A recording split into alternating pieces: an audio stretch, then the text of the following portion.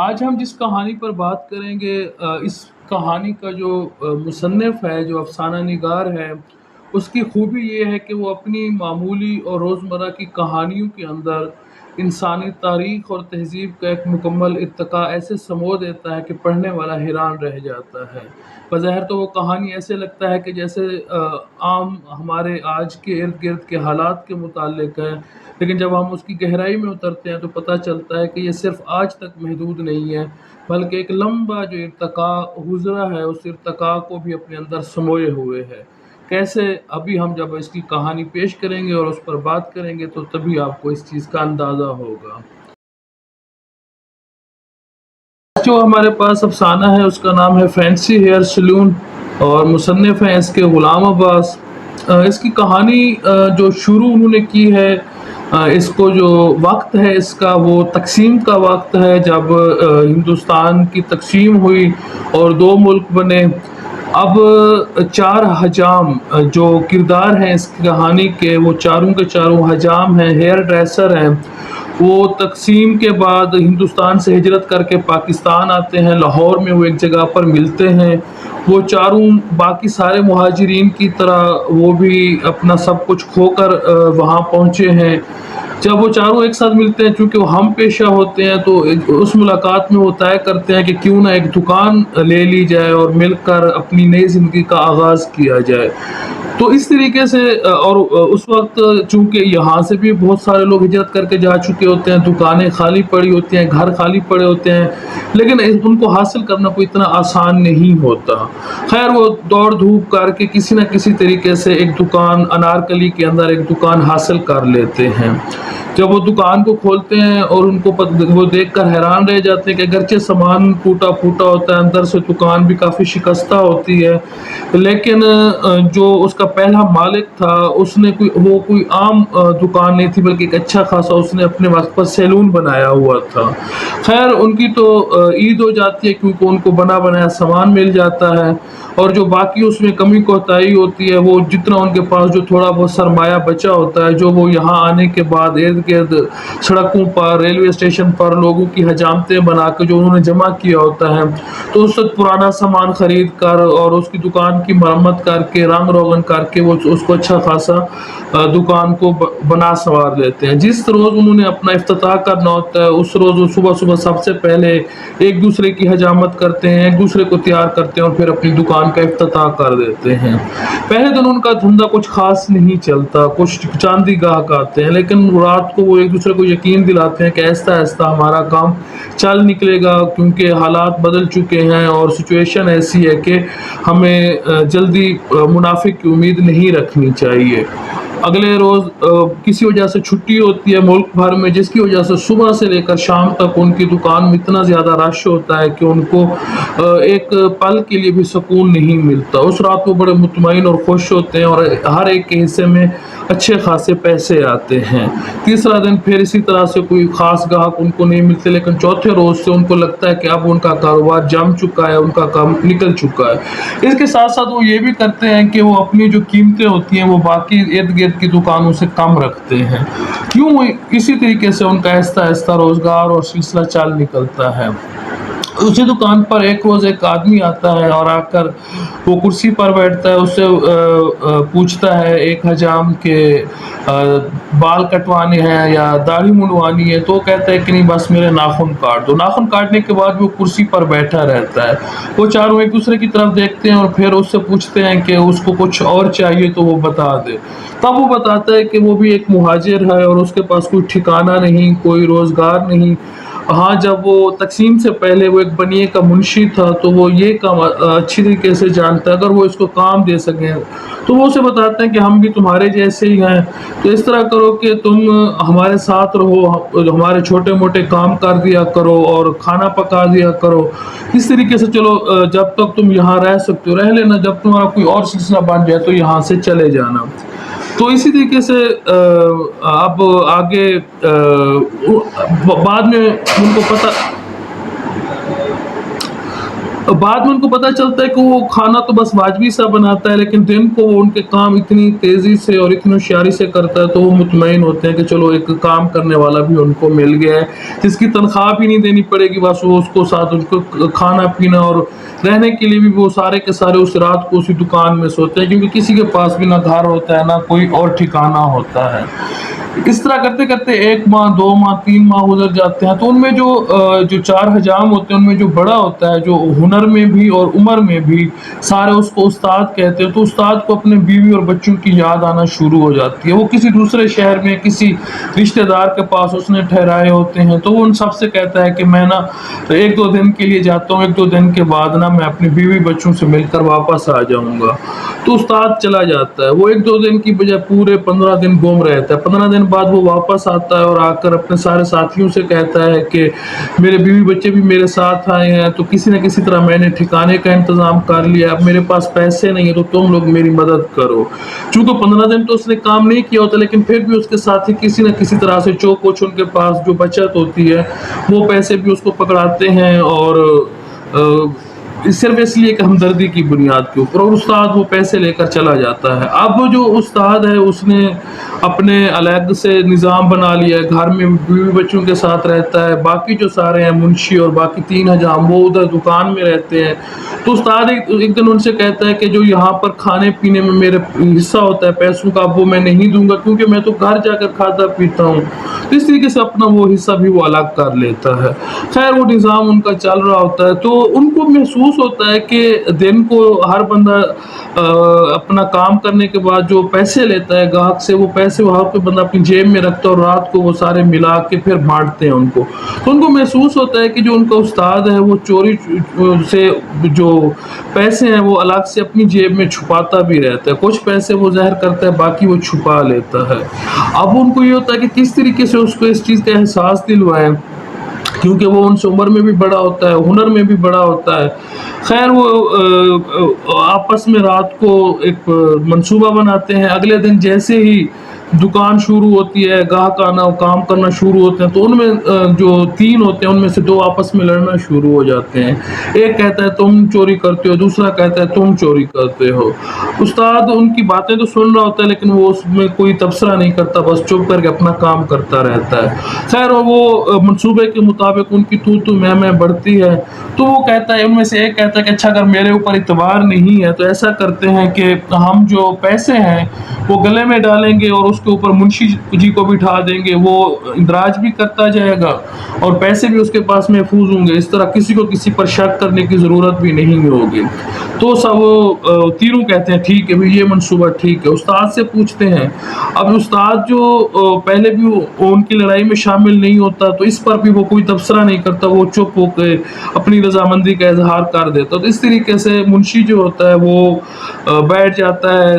دروازے کے آگے، اب جو بھی گاہک پیسے ہوتے ہیں وہ منشی کو پکڑاتا ہے اور منشی ان کا اندراج کرتا ہے۔ تو اسی طریقے سے پھر سے نظام چل پڑتا ہے، لیکن 2 3 دن کے بعد جب استاد آتا ہے تو وہ کہتا ہے کہ دیکھو بھائی میرا گزارا نہیں ہوتا، میرے بیوی بچے میرے ساتھ ہیں، تم سب تو اکیلے ہو، اس لیے اور میں ہنر میں بھی تم لوگوں سے اچھا ہوں، تقریباً جتنے بھی گاہک آتے ہیں ان میں سے زیادہ تر گاہک میرے ہوتے ہیں یا وہ مجھ سے کام کروانا چاہتے ہیں، تو اس لیے اب مجھے نا الگ سے تنخواہ چاہیے تاکہ میں اپنے گھر کا نظام اچھے سے چلا سکوں۔ اب سب کو دل میں پتہ ہوتا ہے کہ سچ میں جو استاد ہے وہ ہنر میں بھی اچھا ہے اور انہیں تجربہ بھی اس کو زیادہ ہے، تو لیکن ان کو یہ بات بری لگتی ہے کہ جب سب کا ساجھا ہے، سب ایک جیسے ہیں، سب نے مل کر کام شروع کیا، تو ایک بندے کو الگ سے پروٹوکول کیوں دیا جائے۔ خیر اس بات پر ان کی تھوڑی بہت تو تکرار ہوتی ہے اور آخر کار یہ طے ہوتا ہے کہ اب سب کی تنخواہ مقرر ہوگی۔ جو استاد ہوتا ہے اس کی 150، جو اس سے دوسرے درجے والا ہوتا ہے اس کی 120، اور جو اس سے نیچے اس کی 100، اور اس سے نیچے والے کی 80 روپے۔ اب وہ کام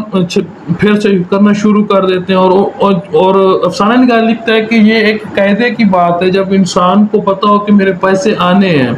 تنخواہ کی شکل میں یا کسی دوسری شکل میں، تو اپنے اخراجات بڑھا لیتا ہے۔ تو انہوں نے بھی اپنے اخراجات بڑھا لیے کہ مہینے کے آخر میں تنخواہ ملے گی تو ہم جو قرضے ہیں وہ ادا کر دیں گے۔ لیکن جب مہینے کے آخر میں انہوں نے حساب کیا تو ان کو پتہ چلتا ہے کہ وہ تو پیسے بہت تھوڑے ہیں، इस बात पर फिर उनको हैरानी होती है कि पूरा महीना गाहक भी उनके अच्छे खासे रहे, काम भी उनका ठीक ठाक चलता रहा, तो इसके बावजूद भी पैसे कैसे कम होगा। वो मुंशी पर शक करते हैं, मुंशी उनको पाई पाई का हिसाब जो वो लिख रहा होता है वो उनको दिखा देता है। अब उनके लिए और ज्यादा हैरानी की बात होती है, किसी पर शक भी नहीं किया जा सकता। खैर मुंशी उनको कहता है कि देखो तुम लोगों ने मुझे सहारा दिया, आसरा दिया, मैं मेरे ना डाक खाने में मेरे पैसे जमा हैं जो मैंने मुश्किल वक्त के लिए वहां पर रखवा दिए थे,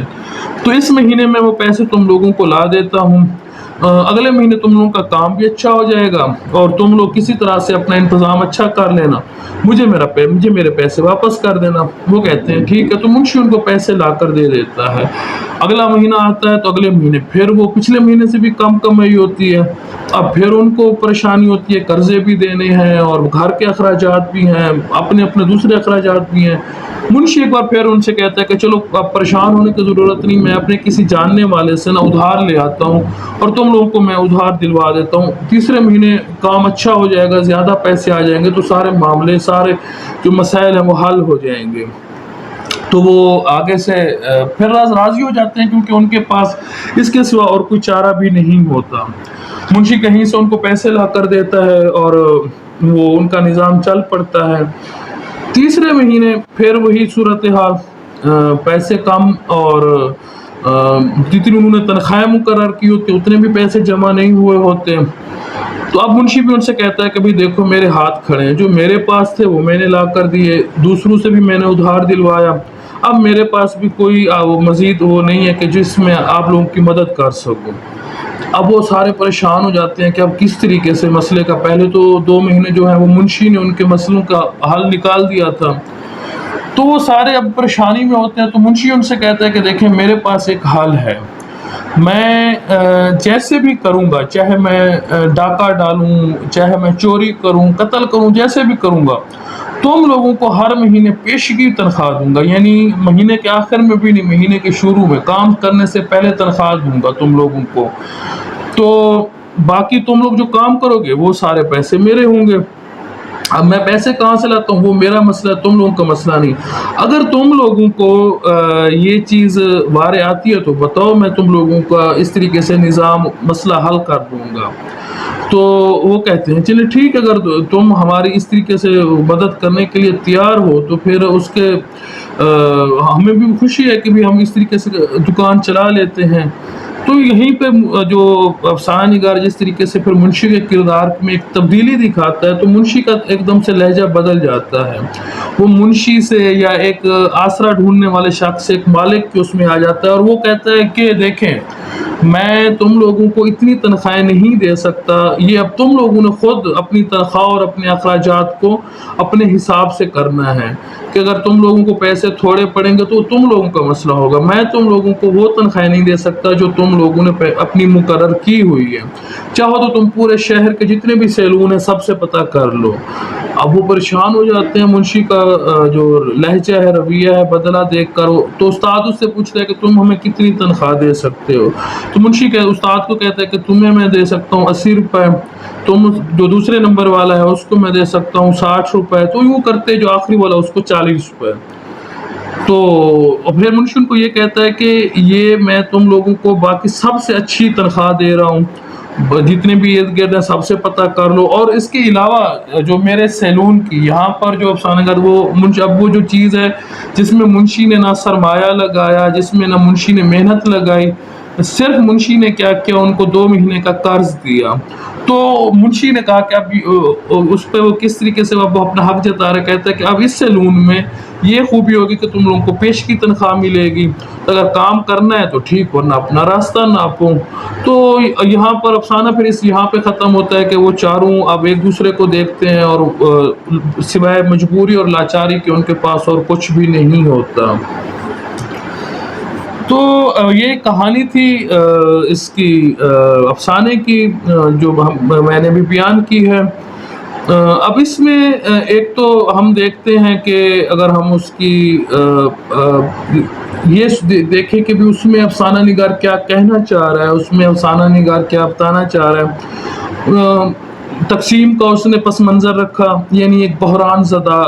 वक्त, एक ऐसा वक्त जब मुआशरा जो है वो बहरान का शिकार है, कोई मुआशरे के ऊपर कोई मुसीबत आ चुकी है। अब ऐसे वक्त में जो इंसान होते हैं जो एक जैसे मुसीबत ज़दा होते हैं, वो रंग, नस्ल और अमीरी गरीबी हर चीज़ को तर्क करके उनकी कोशिश होती है कि एक साथ रहा जाए, एक साथ काम किया जाए, ताकि ज़िंदा रहने के जो इम्कानात हैं वो बढ़ जाएं।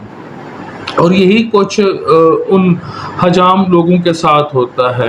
कि बहरान ज़दा मुआशरा है, और उस बहरान ज़दा मुआशरे में हम पेशा लोग मिलते हैं और वो अपने आप को ज़िंदा रखने के लिए हर चीज़ साझी कर लेते हैं, और फिर इस तरीके से उनका निज़ाम चल पड़ता है। फिर मुंशी का किरदार आता है जो कि एक आसरे की तलाश में वहाँ पहुँचा है, लेकिन देखते ही देखते वो रंग बदलता है और वो मालिक बन बैठता है। यहीं पर जो चीज़ सामने आती है, जैसा कि गुलाम अब्बास के हवाले से कहा जाता है कि गुलाम अब्बास के जितने भी मौज़ूआत हैं, उनमें एक बुनियादी मौजू ये भी है कि वो मुनाफ़क़त पर लिखता है, सानवियत के ऊपर, जो इंसान का दोहरा चेहरा होता है, एक चेहरा दिखाने का और एक चेहरा जो उसका पीछे छुपा हुआ होता है। और यहाँ पर हम मुंशी के किरदार में वो चेहरा देखते हैं कि किस तरीके से वो जो उसकी मदद करते हैं, वो वक्त बदलने पर उन्हीं को डस लेता है और उन्हीं के माल पर या उन्हीं की दुकान पर वो काबिज़ हो जाता है। तो ये तो हमें कहानी का एक पहलू जो सामने नज़र आता है पढ़ने के बाद। जैसा कि मैंने वीडियो के आगाज़ में कहा था कि गुलाम अब्बास की खूबी ये है कि वो अपने अफ़साने में तहज़ीब और जितनी भी एक इंसानी इर्तिक़ा है वो तारीख़ का, वो उसको ऐसे खूबसूरती से समो देता है कि पढ़ने वाला हैरान रह जाता है। इस सिलसिले में गुलाम अब्बास का जो कह लें कि आप बड़ा अफ़साना जो है आनंदी, उसमें देखें कि कैसे कोठे के इर्द गिर्द एक शहर खड़ा हो जाता है, यानी तवैफ़ें जहाँ हिजरत करती हैं, तवैफ़ों के इर्द गिर्द पूरी एक नई तहज़ीब। तो वो उस पर किसी और वीडियो में बात करेंगे, तो सिर्फ उसका हवाला देने की ज़रूरत ये है कि ये सिर्फ एक अफ़साने में नहीं बल्कि तकरीबन जितने भी इसके अफ़साने हैं, गुलाम अब्बास उसमें अपनी ये हुनरमंदी, अपना ये फ़न दिखाता है। जैसा कि यहाँ पे एक और बात जो है, गुलाम अब्बास को मीमार भी कहा जाता है। जिस तरह जो एक मीमार होता है, इमारत बनाने से पहले बुनियाद खोदता है, बुनियाद को भरता है, फिर बुनियाद के ऊपर दीवारें खड़ी करता है, और दीवारें जो होती हैं वो एक एक ईंट रखता है, फिर इसी तरह से छत आती है, फिर वो इमारत मुकम्मल होती है, दरवाजे, खिड़कियाँ, रंग रोगन। तो ये क्या है, ये एक दम से, एक रात में, एक लम्हे में ये काम नहीं होता, बल्कि इस पे अच्छा खासा वक्त लगता है, और ये एक एक ईंट रखने से, एक एक कदम उठाने से ये काम मुकम्मल होता है।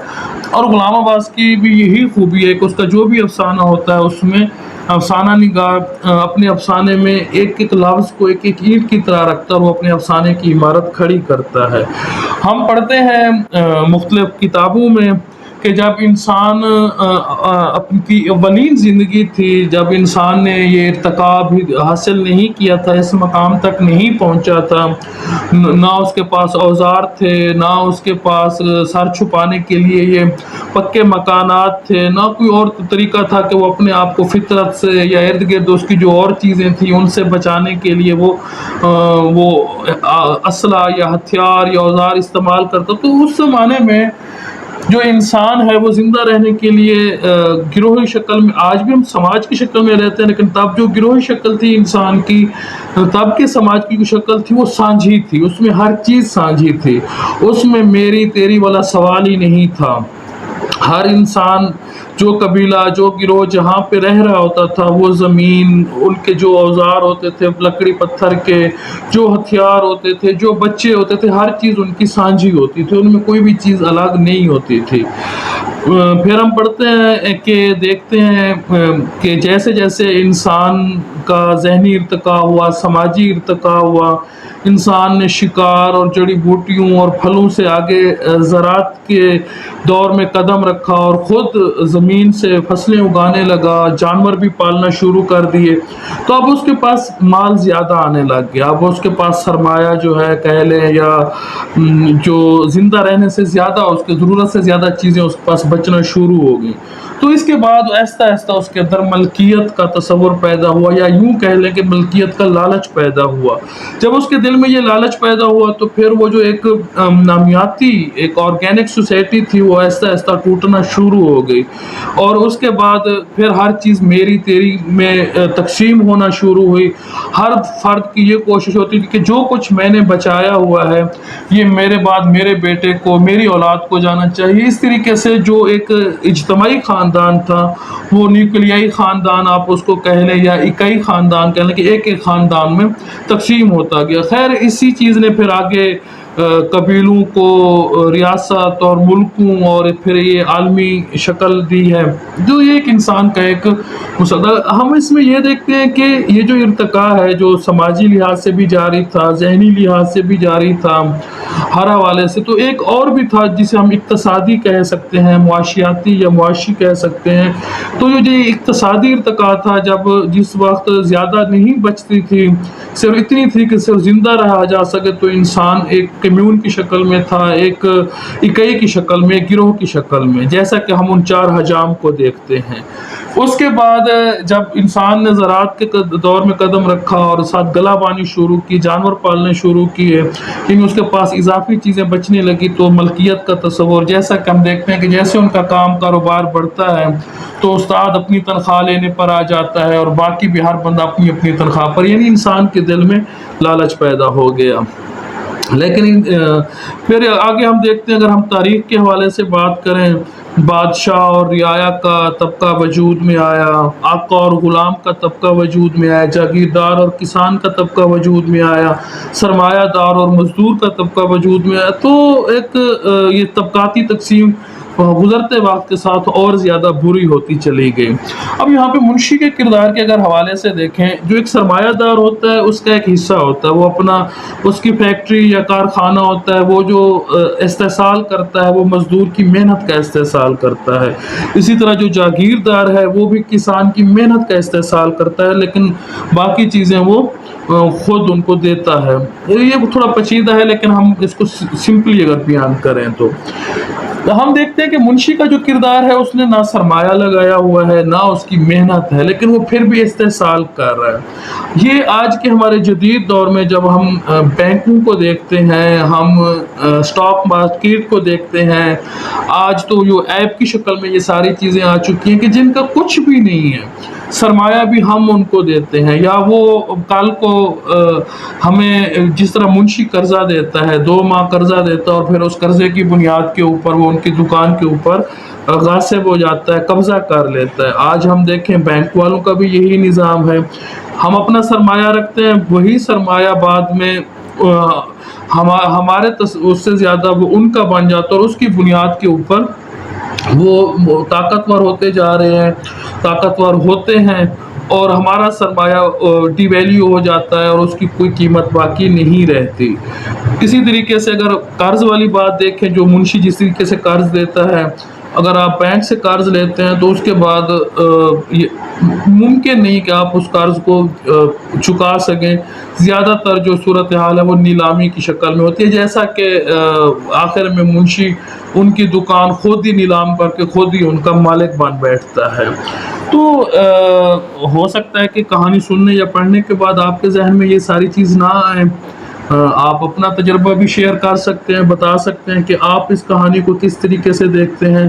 ہمارا جو ہے، ہم نے جس کو پڑھا اس کے بعد ہمیں یہی سمجھ آئی کہ ایک تو وہ تقسیم اور انسان کی منافقت والی بات، اور دوسرا جو ہے کہ جو غلام عباس ہے اس نے انسان کا ایک پورا اقتصادی ارتقاء دکھایا ہے کہ وہ کمیون سے لے کر آج کے ایجنٹ تک کس طریقے سے وہ سٹیپ بائی سٹیپ پہنچا ہے، اور آج وہ کس شکل میں اور زیادہ بد سے بدتر ہو چکا ہے۔